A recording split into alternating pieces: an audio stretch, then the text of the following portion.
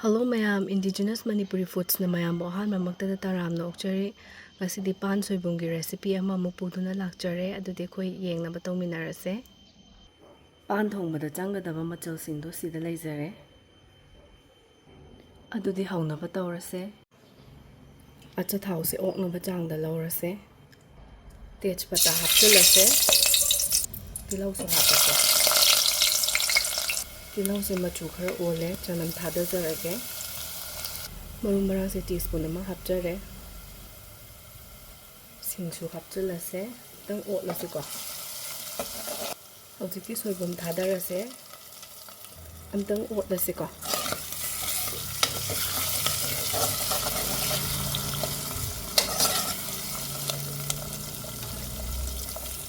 soibum se minute manga muk ngawjare ko ngasai hawaijar do tangkhai ma hapchin birase sing mapan do mari manga hapchilase machu do half teaspoon dagi khar kantak lawjare ngatang otpirase sing mapan hapase manam yam nuksibane yam chu leiragadi hapiyo ngatang thamkise minute manga muk ko high flame da thamase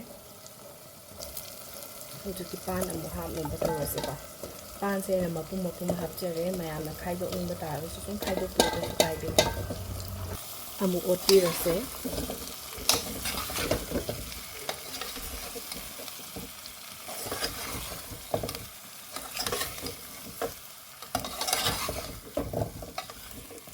atang makhung kupsilaga thamase ko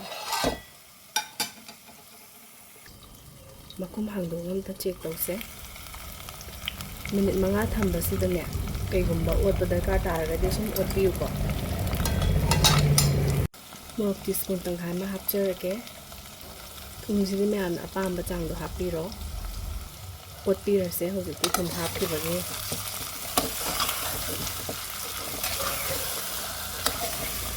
minute ani muk makhung kupsilaga thamse aduga mahi hapna batawse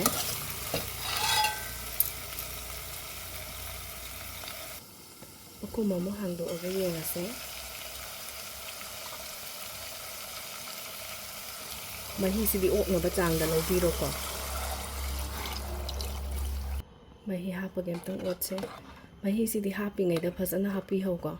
pan sidi marakta ising aying ba hairadi hekta leng ba su yawidana aduna ising marakta sawra matungda darkar tare khan taragadi ising asaba sum happy ko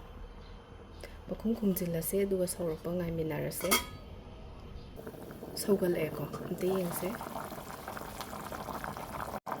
nga do hapchal horase ko itang otse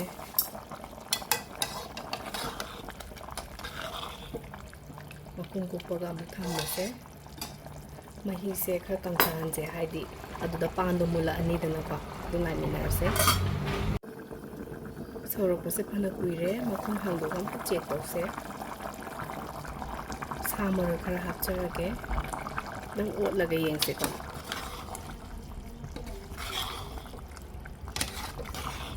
soibumga panga hawaijarga sumai thongba se aidi yam pame bako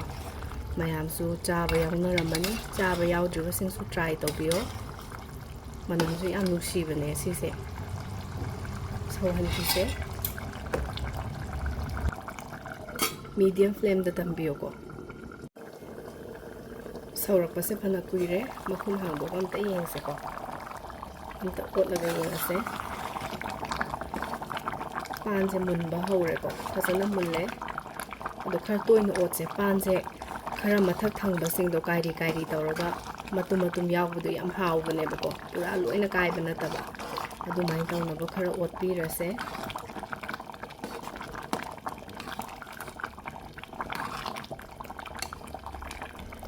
hojiki pakhongdo hapsilase ngasai khoina tangkhai ma khakpa hawaijar do hapsilase otlase ko manam nungsibana loire hojikti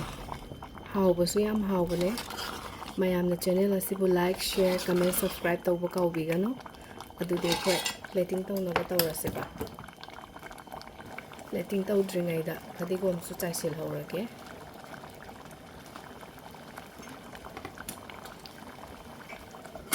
ꯁꯦꯀꯦꯟ ꯑꯃꯅꯤꯗꯪ ꯃꯈꯨꯝ ꯈꯨꯝꯕ ꯊꯝꯁꯦ ꯍꯧꯖꯤꯛꯇꯤ ꯇꯦꯡꯀꯣꯠꯇ ꯍꯥꯞꯊꯔꯁꯦ ꯑꯗꯨꯗꯤ ꯃꯊꯪꯒꯤ ꯕ꯭ꯂꯣꯛꯇ ꯑꯃꯨꯛ ꯎꯅꯔꯁꯦ ꯈꯨꯔꯨꯝꯖꯔꯤ ꯃꯌꯥꯝ